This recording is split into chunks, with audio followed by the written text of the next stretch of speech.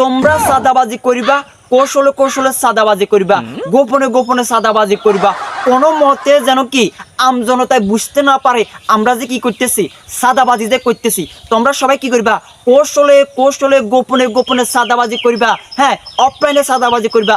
তবে আমরা যে আল্লাহর ওলির দল এটা জনগণকে বুঝাইতে হইব।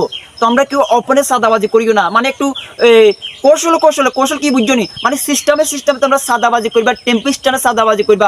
কোনো মতে বাইউ আমজনতাকে বুঝতে দিতে হাইতে না যে আমরা সাদাবাজি করতেছি, আমরা সামনে আরো বেশি সাদাবাজি করুম। ঠিক কিনা কথা ক, তোরা যেটুকু পোলা পাইন আসত, তোরা সব আমার লোক, তোরা কৌশলে কৌশলে সাদাবাজি করবি, টাকা পয়সা সিস্টেমে সিস্টেমে খাবি।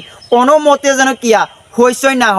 তো আমার কথার বাইরে তোরা যাবি, তাহলে তোদেরকে কি দল থেকে বহিষ্কার করে এলাম। ওপেনে কোনো সাদাবাজি চলতো না। দেশের পরিস্থিতি বাড়ানো বেড়ারা, তোরা কি করবি, কৌশলে কৌশলে সাদাবাজি করবি। তারপরে যে আমজনতাকে বুঝতে দিচ্ছা আমরা যে সাদাবাজি করুম। কি কইছি কথা বুঝছো নি? আমার কথার বাইরে যাইবা, এই যে লিস্টি থেকে বাদ, আমার কথার বাইরে যাইবা লিস্টি থেকে বাদ। কি অবস্থা ভাইয়া, এক আল্লাহর ওলি দেখতেছি তার মানে শিষ্যদেরকে মানে প্রশিক্ষণ দিতেছে, তোমরা কৌশলে কৌশলে সাদাবাজি করিবা, মানে গোপনে গোপনে সাদাবাজি করিবা, ওপনে কেউ সাদাবাজি করিও না। না ভাইয়া, সাদাবাজির খেলা শেষ, দিন শেষ। আমরা আমজনতা কিন্তু সাদাবাজির বিরুদ্ধে আমরা গরিবের সংসদ থেকে অ্যাকশান নেব।